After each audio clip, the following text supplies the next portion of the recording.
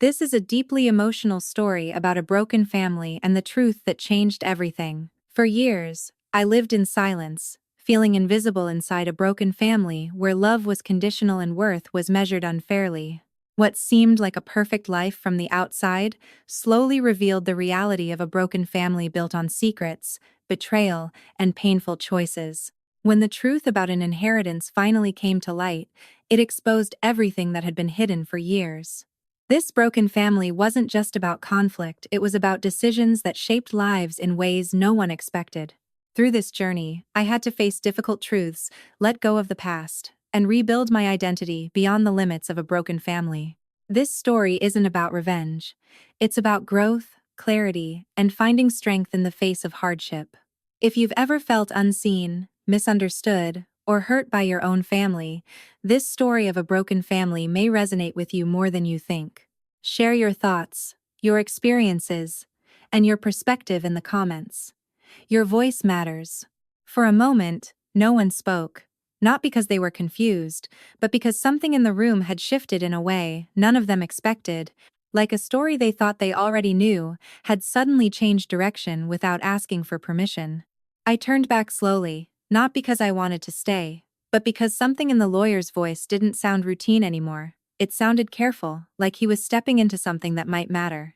"There is another document," he repeated, opening a separate envelope that hadn't been part of the stack before, and when I saw the handwriting on the front, everything inside me went completely still. It was my mother's. Not typed, not formal, not something processed through lawyers and revisions, but real, uneven, human, the kind of handwriting that carries memory with it whether you want it to or not. My name was written on the front, just my name, Emily, like she had said it 1,000 times before and expected to say it 1,000 more. I didn't realize I had taken a step forward until I was already standing closer to the table. The room was quiet now, completely quiet, the kind of silence that doesn't come from respect but from uncertainty, because people don't know how to react when something unexpected enters a space they thought they controlled. The lawyer opened the envelope carefully, like he understood that whatever was inside didn't belong to him. "This document," he said, "was filed separately under Rebecca Carter's estate, with instructions to be delivered only if requested or discovered during probate." Carol's voice cut in immediately, sharper than before. "That doesn't make sense," she said. "Everything was already handled years ago." The lawyer didn't look at her. "Not everything," he replied. That was the first crack. Not loud, not dramatic, but visible. And I saw it. Not confusion. Recognition. That was what made my chest tighten. Because recognition means this wasn't new. It was just hidden. The lawyer unfolded the document and began reading, and I don't remember every word exactly the way it was written, but I remember the feeling of it, the way each sentence landed not as a surprise, but as confirmation of something I hadn't been able to explain for years. My mother had set up a trust. Not shared. Not general. Specifically for me.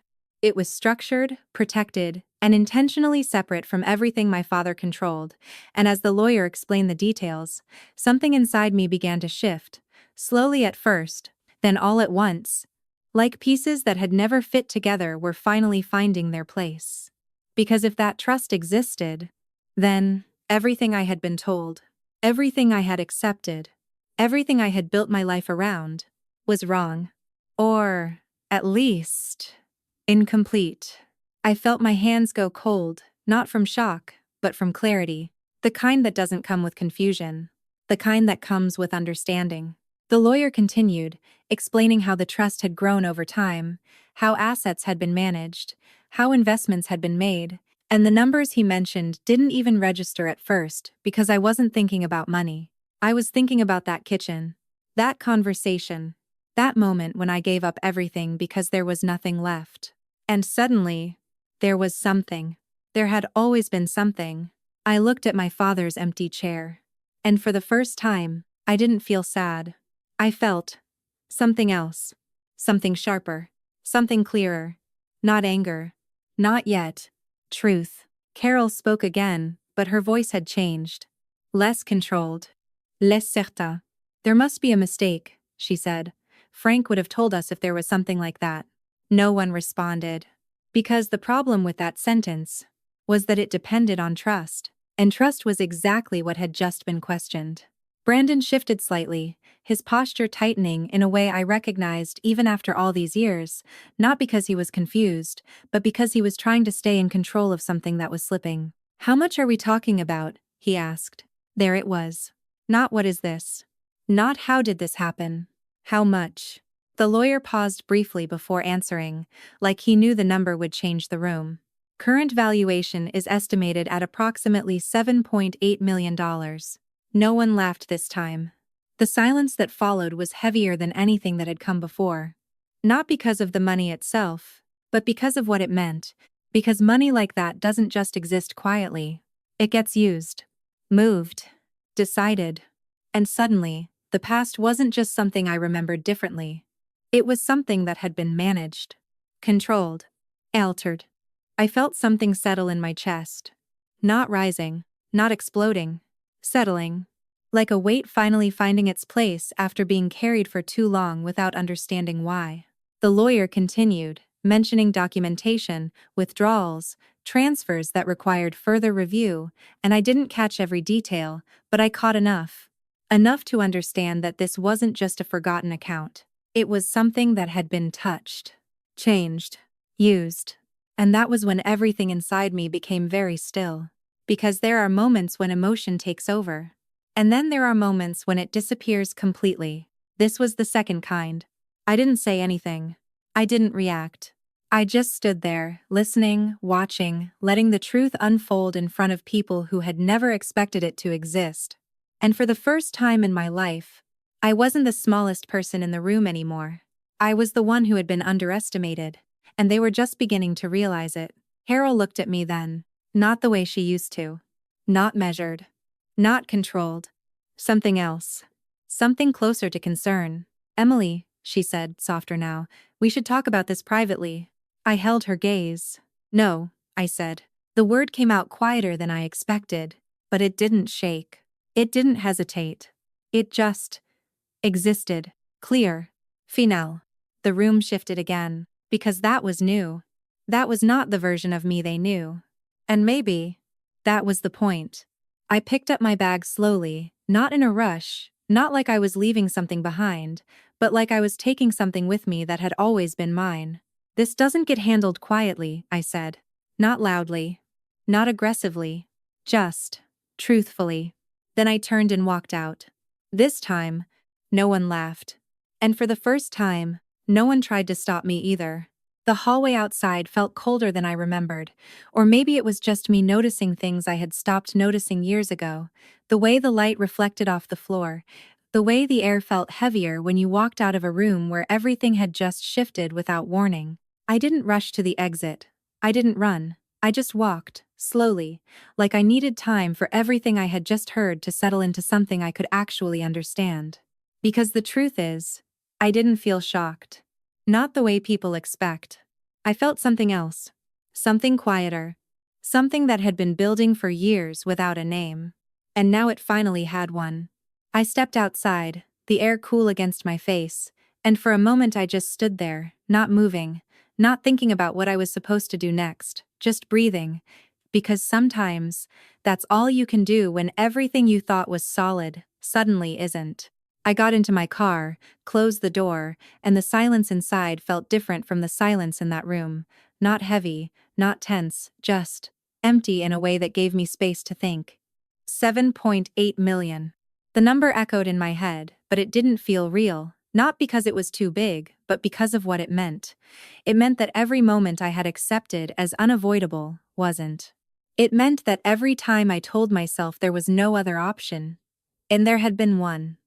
It meant that the version of my life I had learned to survive had been built on something that wasn't true. And that realization didn't make me angry right away. It made me still, because anger needs direction. And I wasn't there yet.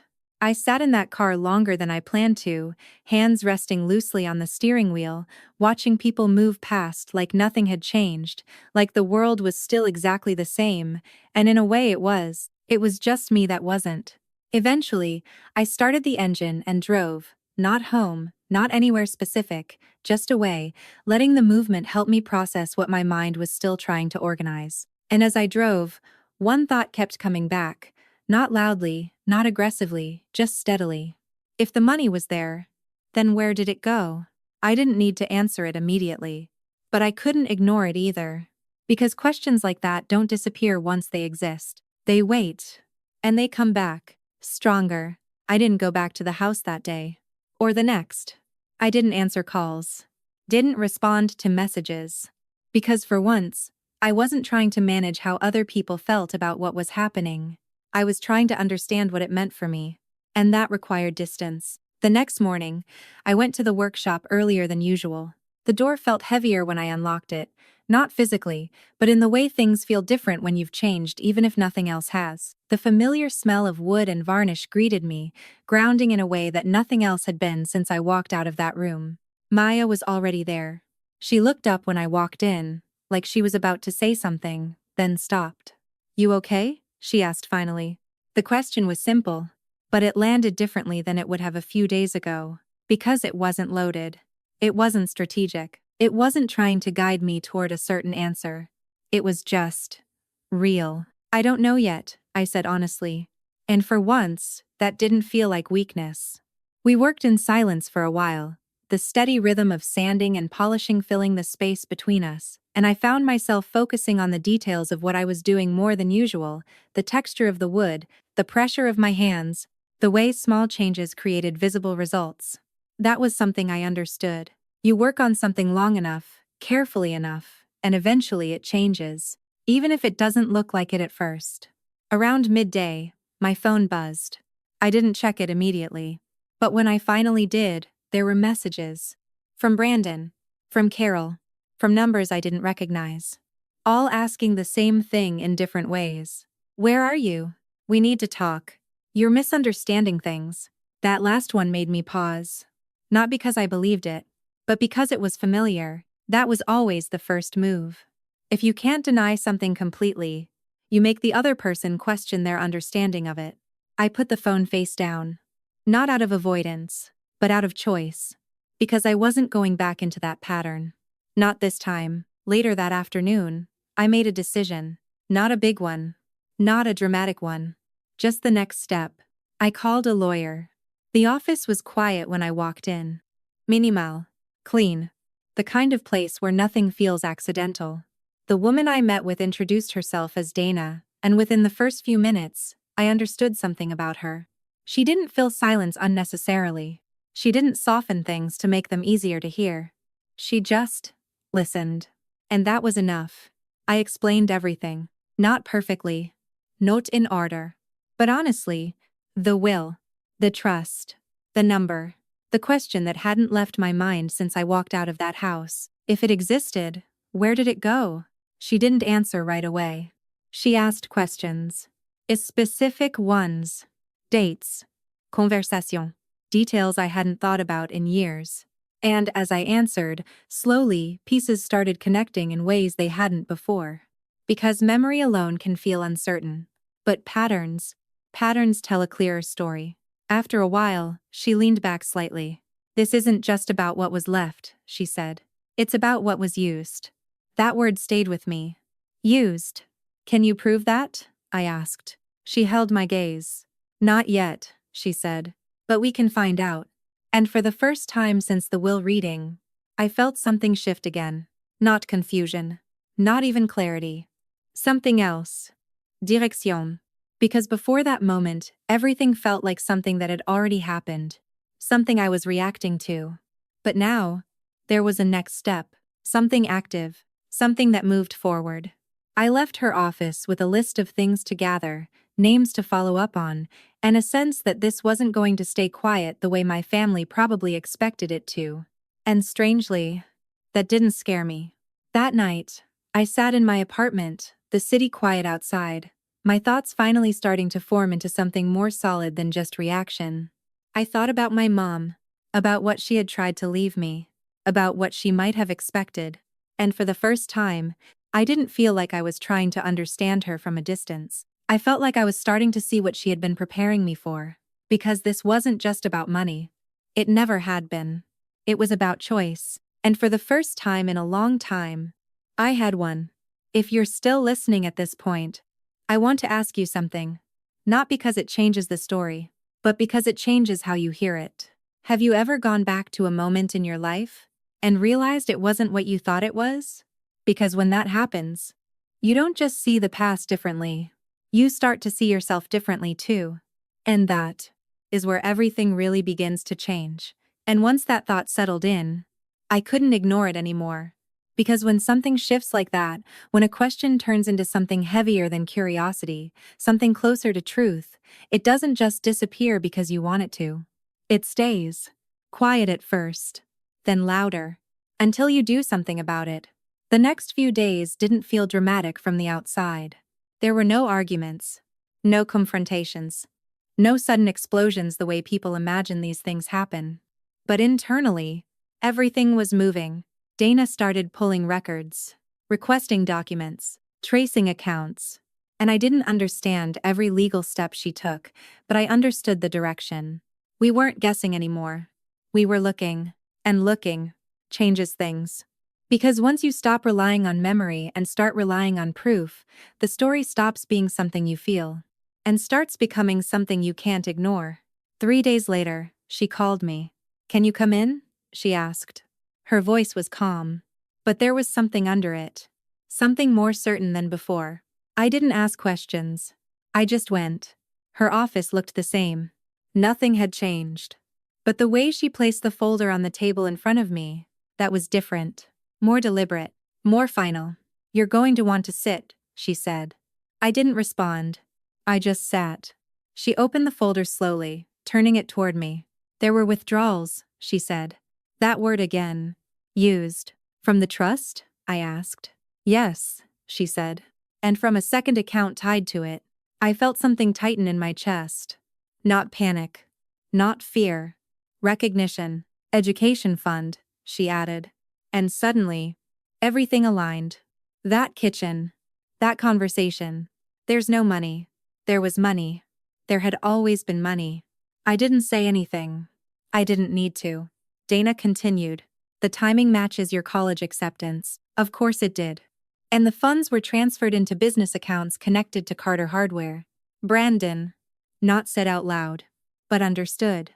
I looked down at the documents. Numbers. Dates. Transfers.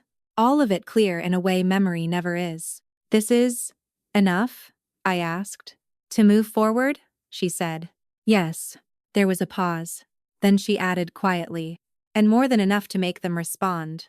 That was the moment something inside me changed again. Not emotionally, structurally. Because before that, this had been something that happened to me. Now, it was something I could act on. I leaned back slightly. Not overwhelmed. Not shaking. Just aware. "They knew," I said. Dana didn't answer immediately. "They had to," she said finally. I nodded. Because deep down, I already knew that too. You don't move money like that by accident. You don't make decisions like that without knowing exactly what you're doing. And more importantly, you don't watch someone struggle the way I did, without choosing not to say anything. That part hurt more than the money, because money can be explained. Mismanaged. Moved. Replaced. But silence. Especially the kind that protects something wrong. That's a choice. And they had made it. Over and over again. I closed the folder. Slowly. "What happens next?" I asked. Dana leaned forward. "We give them a chance to respond. And if they don't, we make it public." The room went quiet. Public. That word carried weight. Not just for them. For everything. The business. The reputation. The version of the story they had been telling for years. And I knew, once something like that becomes public, it doesn't go back. I sat with that for a moment. Not rushing. Not reacting. Because this wasn't about reacting anymore. It was about choosing. "I don't want to destroy anything," I said finally. Dana nodded. "That's not what this is about. But I'm not protecting them either," I added.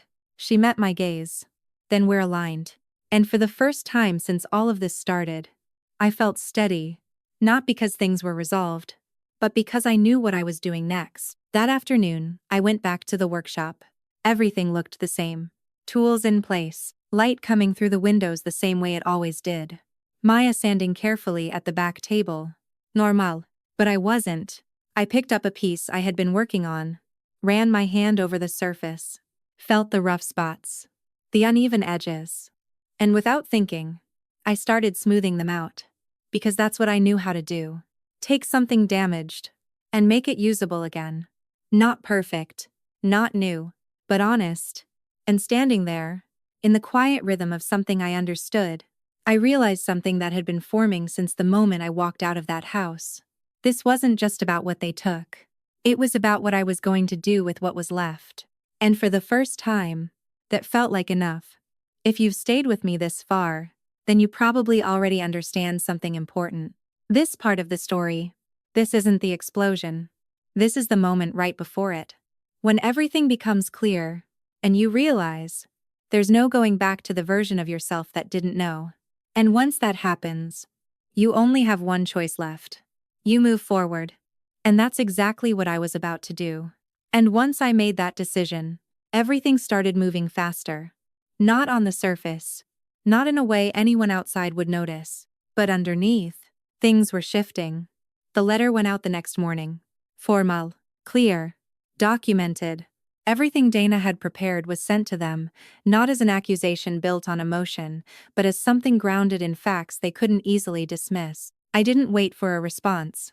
I went to work. Because oddly enough, that felt like the only place where things still made sense. Maya was already there when I arrived. She glanced at me, like she wanted to ask something, then thought better of it. I appreciated that.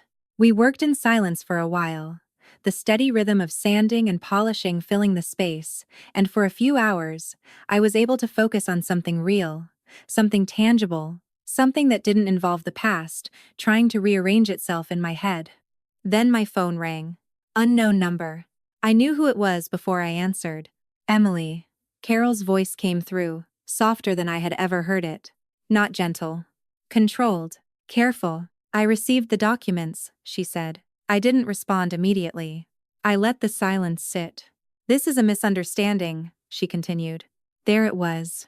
Same pattern. Different tone. It's not, I said. A pause. You don't understand the pressure your father was under, she said. I understand exactly what he chose, I replied. Her voice tightened slightly. We were trying to keep the family stable. I almost smiled. At my expense, I said. Silence again. Heavier this time. You're going to hurt a lot of people if you continue this, she added. I leaned back slightly, staring at the ceiling. That already happened, I said. And for the first time, she didn't have a response ready. She ended the call shortly after that. Not angrily. Not dramatically. Just, quietly. And that told me everything I needed to know. Because when people stop arguing, it's not always because they agree. Sometimes, it's because they know they're out of space to defend themselves. Later that afternoon, Brandon showed up. No call, no warning.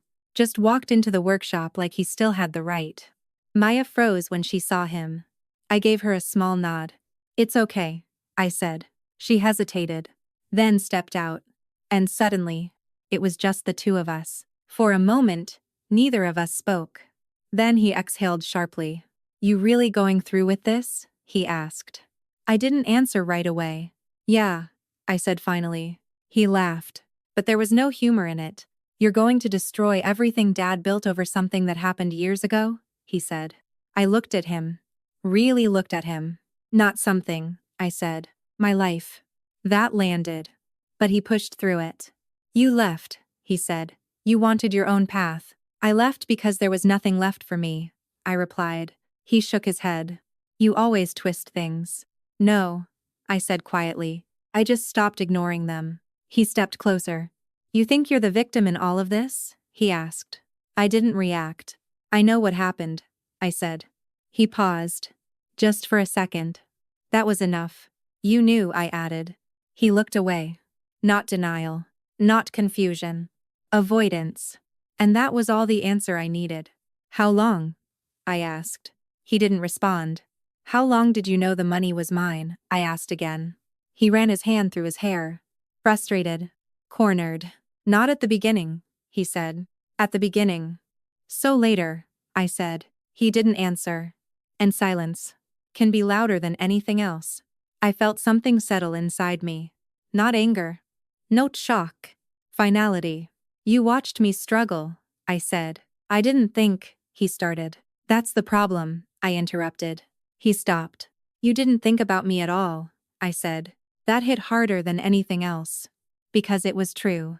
Not cruelty. Not hatred. Absence. And sometimes, that hurts more. He took a step back. You're making this bigger than it needs to be, he said. I shook my head slowly. No, I said. It's always been this big. We stood there for a moment. Then he said something that stayed with me. You were never supposed to find out. There it was. The truth. Not dressed up. Not explained. Just said. And strangely, that didn't break me. It clarified everything. Because that sentence held all of it. The lies. The silence. The choices. You're right, I said. He looked at me, confused. I wasn't supposed to, I continued, but I did. And that was the difference. He didn't argue after that. He just stood there for a second, then turned and left. And when the door closed, I didn't feel shaken. I felt done. The next day, Dana called. They're ready to settle, she said. Of course they were. When? I asked. Tomorrow. I nodded, even though she couldn't see me. Okay. And as I hung up, I realized something. This wasn't about whether they would respond anymore. It was about how I would. The meeting felt different from the moment I walked in. No tension. No performance. No pretending. Just reality. They agreed to everything. OD. Repayment. Restructuring. Acknowledgement. No arguments. No resistance. Because by that point, there was nothing left to argue. They signed. One page at a time. And when it was over, nothing dramatic happened. No apology. No confrontation. No closure the way people imagine it. Just quiet. I walked out of that building the same way I walked into it. Calm. But not the same person. Because something had shifted. Not in them. In May. That night, I sat by the window, the city quiet outside, and for the first time in a long time, my mind was quiet too. No replaying conversations. No questioning decisions. Just stillness. And in that stillness, I understood something clearly. This was never about the money. It was about the story. The one I had been living. The one they had written. And the moment I stopped believing it, everything changed. If you've stayed with me this far, I want to ask you something. Have you ever believed something about yourself? Just because someone else made it feel true? Because if you have, then you understand. The hardest part isn't finding the truth. It's accepting that you deserved it all along. This story isn't about revenge. It's about reclaiming something much quieter. Your voice. Your worth. Your life. And sometimes, the strongest thing you can do is not fight harder. It's walk away and build something better. Thank you for listening. And if this story stayed with you, tell me why. Because your voice matters too. And I'd really like to hear it. And after that night, life didn't suddenly become something completely different. Not in the way people imagine when a story reaches its end. There was no moment where everything reset.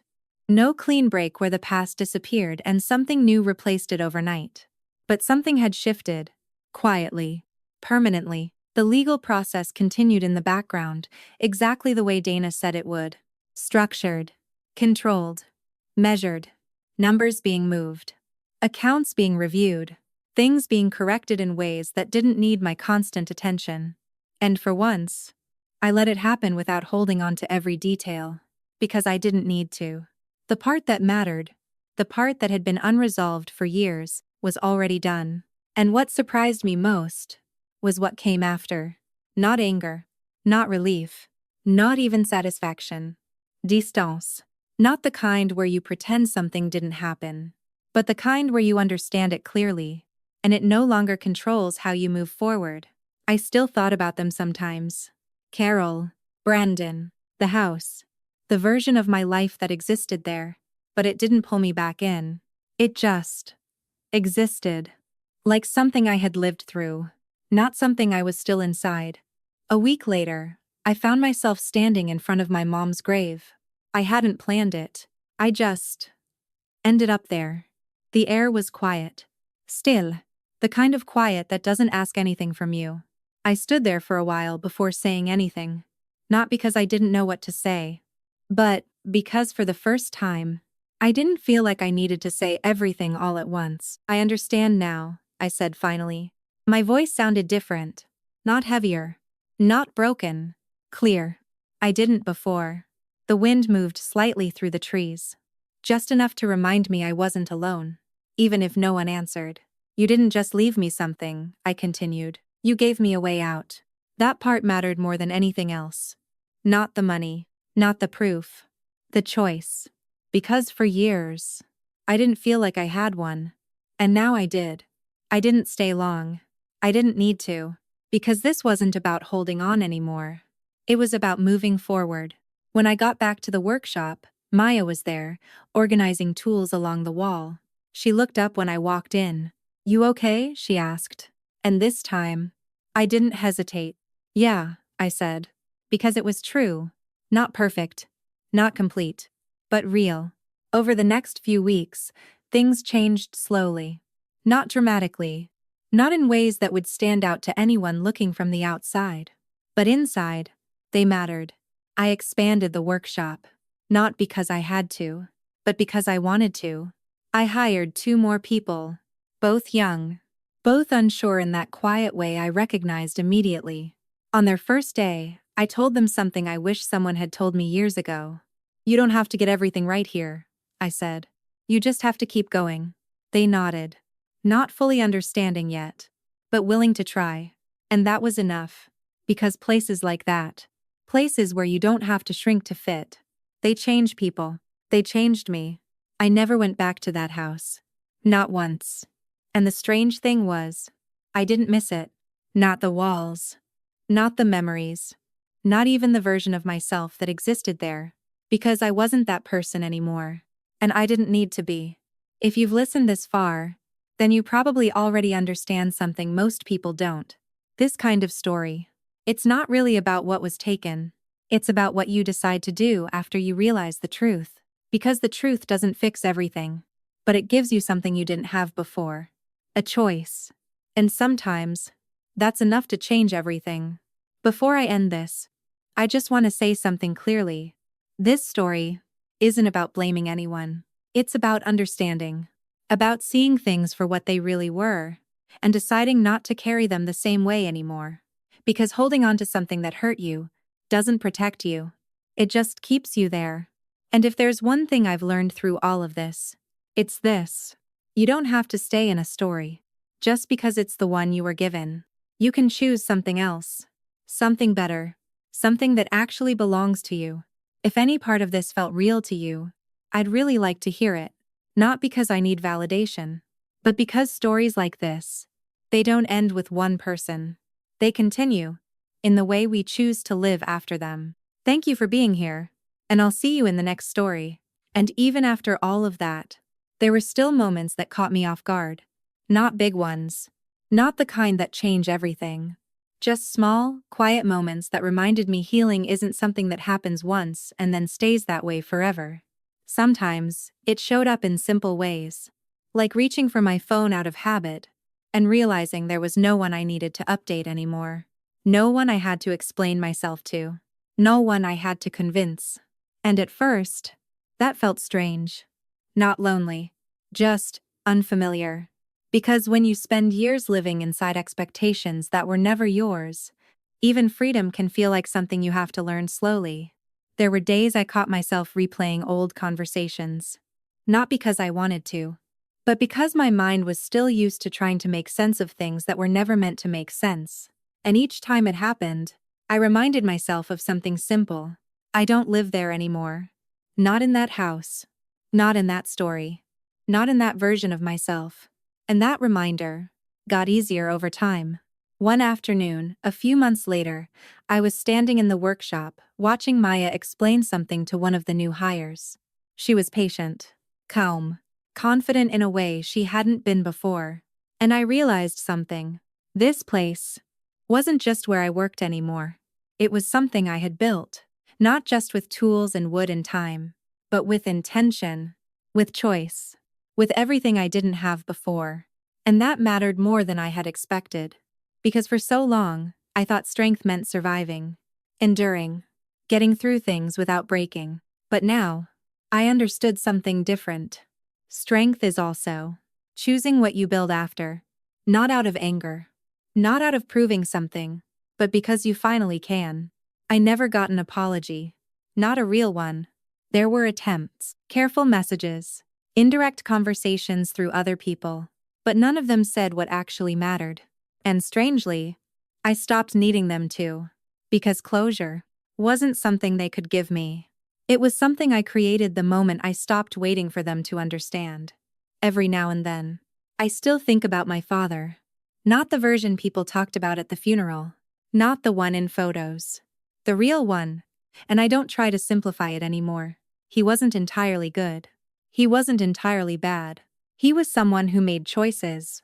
And those choices had consequences. And for the first time, I can think about that without needing to turn it into something easier to carry. I just let it be what it was. And then I let it go.